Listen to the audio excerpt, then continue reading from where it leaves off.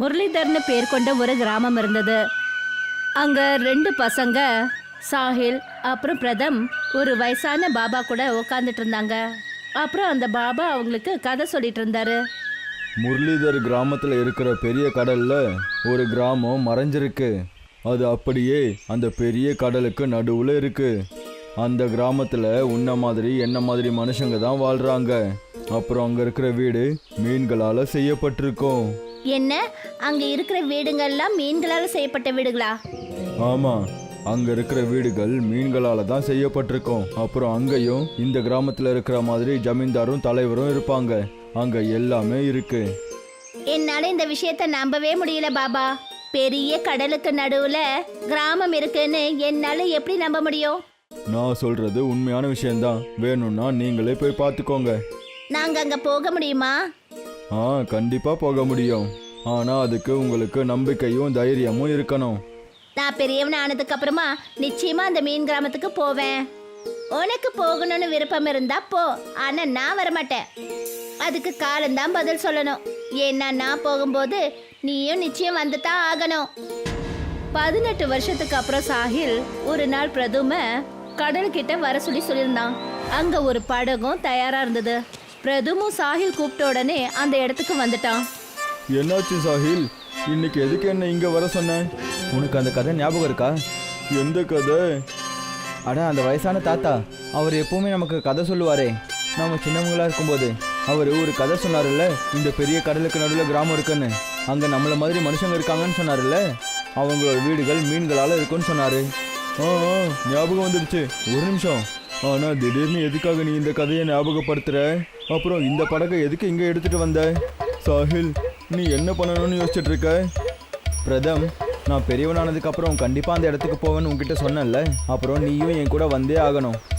இல்லப்பா, நான் வரமாட்டேன். அது பொய்யான கதைடா. நீ என் கூட வந்து தான் ஆகணும். இது நம்ம ஃப்ரெண்ட்ஷிப் மேலே சத்தியம். வேணாண்டா, ஃப்ரெண்ட்ஷிப் மேலே சத்தியம் பண்ணாதடா. வா, வந்து படகுல உட்காரு. பிரதுமும் சாஹில் கூட படகுல போய் உட்காந்தான். அப்புறம் ரெண்டு பேரும் அந்த கடல்ல அந்த மீன் கிராமத்தை தேடி புறப்பட்டு போனாங்க. அவங்க அந்த கடலோட ரொம்ப நடுவுல போயிட்டாங்க. ரொம்ப உள்ள, ரொம்ப தூரத்துக்கும் எந்த ஒரு கரையும் அவங்க கண்ணுக்கு தென்படல. அதனால பயந்து போய் பிரதும் சாஹில் கிட்ட சொன்னா, சாஹில், நாம ரொம்ப அதிகமாக உள்ள வந்துட்டோம்னு நினைக்கிறேன். ஆனா எங்கேயும் கரை தெரியவே இல்லையே. வா, திரும்ப போயிடலாம். முடியாது. முடியாதா? முடியாதுன்னா என்னடா அர்த்தம்? நம்மளால் திரும்ப போக முடியாது. ஏன்னா நான் வழியை மறந்துட்டேன். என்ன? இப்போ நம்மக்கிட்ட வேற எந்த வழியும் கிடையாது. நாம் அந்த மீன் கிராமத்தை தேடி தான் ஆகணும். இல்லைன்னா மரணம் நம்மளை தேடிடும். நீ எதுக்குடா இப்படி சிரிச்சிட்டு இருக்க? உனக்கு பயமாவே இல்லையா? கண்டிப்பாக இல்லை. ஏன்னா எனக்கும் உனக்கும் எந்த மாதிரி நிலைமை ஏற்படுத்தியிருக்கேன்னா, ஒருவேளை நம்மளோட குறிக்கோளை நம்ம அடையலைன்னா அப்போ நம்ம செத்து தான் போவோம். இந்த மாதிரி நிலைமையில மனுஷங்க அவங்களோட குறிக்கோளை கண்டிப்பாக அடைஞ்சிருவாங்க. ஹே பிரபு, நீங்கள் எதுக்காக எனக்கு இப்படி ஒரு ஃப்ரெண்டு கொடுத்தீங்கன்னு சொல்லுங்களேன். சாஹிலும் பிரதுமும் இப்ப துடுப்பை செலுத்தி செலுத்தி அந்த கடலுக்கு இன்னும் உள்ள போயிட்டாங்க. திடீர்னு சாஹிலுக்கு ஏதோ ஒன்று தெரிஞ்சுது. பிரதம், எனக்கு தெரியறது உனக்கும் தெரியுதாடா? அங்கே பாரு, அங்கே ஒரு இடம் இருக்கு. அங்கே பெரிய பெரிய மீன்கள் இருக்கு. என்ன, இது அந்த கிராமம் தானா? அந்த வயசான தாத்தா சொன்னாரே அதே கிராமம்? ஆமாம், இது அதே கிராமம் தான். இது அதே மீன் கிராமம் தான். அந்த கதை பொய் கிடையாது. அது நிஜமா நம்ம கண்ணு முன்னாடியே இருக்கு. ஒரு வழியா நாம இந்த கிராமத்தை கண்டுபிடிச்சிட்டோம் பிரதம். எஸ். சாஹிலும் பிரதுமும் கிட்டத்தட்ட அரை மணி நேரத்துக்கு அப்புறம் அந்த கிராமத்துக்கிட்ட போய் சேர்ந்தாங்க. அந்த கிராமத்துல போய் அவங்க இறங்கின உடனே ஷில்பான்னு பேர் கொண்ட ஒரு பெண் அவங்கள பார்த்துட்டு அவங்க கிட்ட வந்தா. அப்புறம் என்ன சொன்னான்னா, நீங்க ரெண்டு பேரும் யாரு? அப்புறம் இங்க என்ன பண்றீங்க? நாங்க இந்த கிராமத்தை பத்தி கேள்விப்பட்டோம். அதனால தான் தேடிக்கிட்டே இந்த இடத்துக்கு வந்து சேர்ந்துட்டோம். வெளியாளுங்க இங்க வரக்கூடாது. இந்த கிராமத்துல உங்களை வரவிட மாட்டாங்க. எங்களை மன்னிச்சிடுங்க. எங்களுக்கு கொஞ்சம் சாப்பாடும் குடிக்க கொஞ்சம் தண்ணியும் கொடுங்க. அப்புறம் நாங்க இங்க இருந்து போயிடுறோம். அப்ப சரி, வாங்க, என் பின்னாடியே வாங்க. ஷில்பா பிரதுமையும் சாஹிலையும் தன்னோட வீட்டுக்கு கூட்டிட்டு போனா. அந்த வீடு மீன் உருவத்துல இருந்தது. அட சாஹில், இது நிஜமாவே மீன் வீடு தான். இங்க இருக்கிற எல்லா வீடும் மீன் மாதிரி தான் இருக்கு. சரியா சொல்ற. இங்க வந்து என்னோட கனவு நிறைவேறிடுச்சுடா. அவங்க 2 பேரும் ஷில்பாவோட வீட்டுக்குள்ள போய் உட்கார்ந்தாங்க. ஷில்பா அவங்களுக்கு சாப்பிடறதுக்கு சாப்பாடும் குடிக்கிறதுக்கு தண்ணீரையும் கொடுத்தா. அவங்க 2 பேரும் சாப்பிட்டு முடிச்சு எழுந்ததும் ஷில்பாவோட அண்ணன் சுரேஷ் அங்க வந்துட்டான். அப்புறம் ஷில்பா கிட்ட என்ன கேட்டான்னா, இவங்க 2 பேரும் தான் வெளியே இருந்து வந்திருக்காங்களா? ஆமா. பிரதும் சாஹில் கிட்ட மெல்லமா சொன்னா, இவரு கண்டிப்பா நம்மள கொன்னுடுவாரு. எல்லாமே உன்னோட தப்பு தான். ஆமாண்டா, நல்லா மாட்டிக்கிட்டோம். சாஹில் சுரேஷ் கிட்ட என்ன சொன்னான்னா, அண்ணே, நாங்கள் கண்டிப்பாக போயிடுறோம். அப்புறம் எப்போவுமே யாருக்கும் இந்த கிராமத்தை பற்றி சொல்ல மாட்டோம். ஆமாண்ணே, இதுக்கப்புறம் நாங்க சத்தியமா கடல்ல கால் கூட வைக்கவே மாட்டோம். எங்களை இப்போ மன்னிச்சிருங்க. என்ன, நீங்கள் 2 பேரும் என்ன ரவுடின்னு நினச்சிட்டிங்களா? அது என்னன்னா, எங்களுக்கு உங்க உதவி வேணும். இந்த கிராமத்தை காப்பாத்தணும். யாருக்கிட்ட இருந்து? எங்கள் தலைவர்கிட்ட இருந்து. இது நடந்து 1 மாதம் ஆயிடுச்சு. 1 மாதத்துக்கு முன்னாடி தான் எங்கள் கிராமத்தில் தலைவரை தேர்ந்தெடுத்தோம். அப்புறம் புது தலைவருக்கு அந்த மாய முத்து மாலையை போட்டு விட்டோம். அதை போட்டுக்கிட்டதுக்கப்புறம் தலைவர்கிட்ட மாய சக்திகள் எல்லாம் வந்துடுச்சு. அதனால் கிராமத்தில் இருக்கிற யாரும் தலைவர் சொல்கிற விஷயத்த கேட்கலன்னா அவரோட சக்திகளை பயன்படுத்தி அவங்கள தாக்குறாரு. எங்கள் கிராமத்தில் ஒரு மாய கண்ணாடியும் இருக்குது. அது எங்கள் கிராமத்தையும் வெளி உலகத்தையும் இணைக்குது. தலைவர் அவரோட சக்திகளை பயன்படுத்தி அந்த கண்ணாடியை அவரோட வீட்டுக்குள்ளே வச்சுக்கிட்டாரு. இப்போ நான் வெளி உலகத்திலையும் என்னோட சக்தியை பயன்படுத்துவேன். நான் இந்த கிராமத்தில் சுலபமாக கிடைக்கிற இந்த முத்துக்களை வெளி உலகத்தில் விற்று ரொம்ப பெரிய பணக்காரன் ஆயிடுவேன். அப்புறம் என்னோட சக்திகளை பயன்படுத்தி கிராமத்து மக்களை முத்துக்களை எடுத்துகிட்டு வர சொல்லுவேன். இந்த தலைவர் இவ்வளோ பேராசை பிடிச்சவராயிடுவாருன்னு நான் கொஞ்சம் கூட யோசிச்சு பார்த்ததே கிடையாது. எங்க கிராமத்து முத்துக்கள்ல நிறைய சக்தி இருக்கு. அதை யாராவது தப்பான காரியத்துக்கு பயன்படுத்தினா அதனால வர பிரச்சனைகளை இந்த கிராமமும் சந்திக்க வேண்டியிருக்கு. சரி, உங்களுக்கு என்ன வேணும்? இந்த விஷயத்தில் நாங்கள் எப்படி உங்களுக்கு உதவி பண்ண முடியும்? ஏன்னா நீங்கள் இந்த கிராமத்து ஆளுங்க கிடையாது. அதனால தலைவரோட அந்த சக்தியை உங்கள் மேலே பயன்படுத்த முடியாது. ஓ, புரிஞ்சிடுச்சு, நல்லா புரிஞ்சிடுச்சு. அப்படின்னா நாங்கள் அந்த தலைவர்கிட்ட இருந்து இந்த உலகத்தையும் வெளி உலகத்தையும் இணைக்கிற அந்த கண்ணாடியை திருடிட்டு வரணுமா? அதை எடுத்துகிட்டு வந்து உங்ககிட்ட கொடுக்கணும், அதுதானே? ஆனால் அவர் மறுபடியும் அவரோட முத்துக்களோட சக்திகளை பயன்படுத்தி அதை எடுத்துக்குவாரே.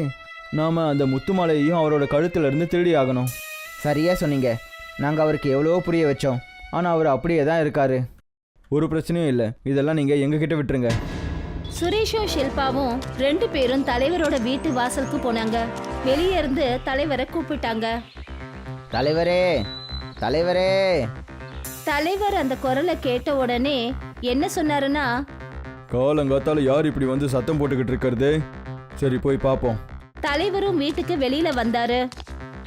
ஓ, அண்ணனும் தங்கச்சியும் வந்திருக்கீங்களா? என்னாச்சு? காலங்காத்தால எதுக்கு என் வீட்டு முன்னாடி வந்து இப்படி கத்திக்கிட்டு இருக்கீங்க? தலைவர் ஐயா, கிராமத்தோட விலையுயர்ந்த முத்துக்களை வெளி உலகத்தோட பகிர்ந்துக்காதீங்க. இது நம்ம கிராமத்துக்கு நல்லது கிடையாது. ஆமாம், நம்ம கிராமம் இந்த அற்புதமான முத்துக்களால் தான் வெளி உலகத்திலிருந்து மறைஞ்சிருக்கு. மரியாதையாக இங்கேருந்து போயிடுங்க. இல்லைனா நான் உங்களுக்கு கொடுக்குற தண்டனையில் உங்களுக்கு ரொம்ப கஷ்டம் ஏற்படும். என்கிட்ட மாய முத்து மாலை இருக்குன்னு உங்களுக்கு தெரியும்ல? தலைவரே, இது தப்பு. சாஹிலும் பிரதுமும் தலைவருக்கு தெரியாம ஒரு வீட்டுக்குள்ள நுழைஞ்சாங்க. சுரேஷும் ஷில்பாவும் தலைவரோட கவனத்தை திசை திருப்பறதுக்காக தான் வந்திருந்தாங்க. தலைவர் தன்னுடைய கைய இன்னொரு பக்கமா முன்னாடி நீட்டினாரு. சுரேஷ் அப்புறம் ஷில்பா கிட்ட என்ன சொன்னாருன்னா, நீங்க 2 பேரும் இப்பவே உடனே ஒரு சிலையா மாறிடுங்க. தலைவர் இப்படி சொன்ன உடனே 2 பேரும் அசைவில்லாம அப்படியே நின்னுட்டாங்க. இன்னொரு பக்கம் ஷாஹிலும் பிரதுமும் அந்த கண்ணாடியை தேடினாங்க. அட, தலைவர் அந்த கண்ணாடியை இங்க எங்க தான் வச்சிருப்பாரு? தெரியலையே. ஆனா சீக்கிரமா தேடு, இல்லைனா இந்த ஆளு நம்மளையும் ஒரு சிலையா மாத்திடுவாரு. இந்த ஆளோட மாய சக்திகள் நம்ம மேல நிச்சயம் வேலை செய்யாது. ஆனா வேலை செஞ்சிடுச்சுன்னா? அப்புறம் வேலை செய்யலைன்னா? சாஹிலும் பிரதுமும் தலைவரோட வீட்டுல சண்டை போட்டுட்டு இருந்தாங்க. அந்த சமயம்னு பார்த்து தலைவர் அவங்க குரலை கேட்டு வீட்டுக்குள்ள வந்துட்டாரு. உள்ள யார் இருக்கா? முன்னாடி வாங்க, இல்லைன்னா உங்களை சிலையாக்கிடுவேன். சாஹில் தலைவரோட அறைக்கு ஓடினான். தலைவர் வீட்டுக்குள்ள வந்து சாஹிலை பார்த்தபோது அப்ப அவர் சொன்னாரு, நீங்க யாரு? கண்டிப்பா நீங்க என்னோட மாய கண்ணாடியை திருடதான் வந்திருப்பீங்க. இல்ல, கண்டிப்பா இல்ல. நானும் என்னோட ஃப்ரெண்டும். உன்னோட நண்பனா? நீ இப்போ தனியா தானே நின்றுட்டு இருக்க? பிரதும் இங்க அங்கன்னு பார்த்தபோது அவனுக்கு அங்க சாஹில் எங்கேயும் தெரியல. துரோகி, என்னை இங்க தனியா விட்டுட்டு ஓடி போயிட்டான். நான் அவனை சும்மா விட மாட்டேன். சிலையா மாறுறதுக்கு தயாராயிரு. பிரதும் தன்னுடைய கண்களை மூடிக்கிட்டான். அப்புறம் தலைவர் பிரதும் கிட்ட என்ன சொன்னார்னா, என்னோட சக்திகளை உங்களோட அற்புதத்தை காட்டுங்க, இவனை ஒரு சிலையா மாத்திடுங்க. ஆனா பிரதும் மேல அவருடைய எந்த சக்தியும் பயன்படவே இல்லை. அப்புறம் பின்னாடி இருந்த சாஹில் யாருக்கும் தெரியாம அவரோட கழுத்துல இருக்கிற முத்து மாலைய பிடிச்சு இழுத்து அவரோட கழுத்துல இருந்து எடுத்துட்டான். அந்த மாலை அவரோட கழுத்தை விட்டு வெளியே வந்ததும் சுரேஷும் ஷில்பாவும் சரியாயிட்டாங்க. அப்புறம் 2 பேரும் உள்ள வந்தாங்க. சுரேஷ் உடனே அந்த மாலையை தன்னோட கழுத்துல போட்டுக்கிட்டான். அந்த மாலை என்னோடது, என்கிட்ட திரும்ப கொடு. இந்த முத்துக்களோட சக்தி இதுக்கப்புறம் என்கிட்ட பாதுகாப்பாக தான் இருக்கும். முத்துக்களின் சக்தியே, நான் சொல்றதை கேளுங்க, இவரை ஒரு சிலையா மாத்திருங்க. சுரேஷ் இப்படி சொன்ன உடனே தலைவர் ஒரு கம்பம் போல ஒரே இடத்துல எந்த ஒரு அசைவும் இல்லாம நின்னாரு. அப்புறம் அடுத்த நாள் கிராமத்து ஜனங்க சுரேஷ தலைவரா ஆக்கினாங்க. அப்புறம் அந்த கண்ணாடியும் சுரேஷ் கையில கிடைச்சது. சுரேஷும் மத்தவங்க எல்லாரும் அதே இடத்துல சந்திச்சாங்க. அங்கதான் சாஹிலும் பிரதுமும் அவங்களுடைய படகை எடுத்துட்டு வந்திருந்தாங்க. உங்க 2 பேருக்கும் ரொம்ப ரொம்ப நன்றி, சாஹில் அப்புறம் பிரதம். இது என்னோட கடமை தான் சுரேஷ். அப்புறம் என்னோட கடமையும். நீங்க 2 பேரும் இந்த கண்ணாடிக்குள்ள போனீங்கன்னா நேரா உங்க கிராமத்தை போய் நீங்க அடைவீங்க. சாஹிலும் பிரதுமும் 2 பேரும் அந்த கண்ணாடிக்குள்ள போனாங்க. அப்புறம் நேரா அவங்க கிராமத்துக்கு போய் சேர்ந்தாங்க. அப்புறம் எல்லார்கிட்டயும் இந்த கதையை சொன்னாங்க.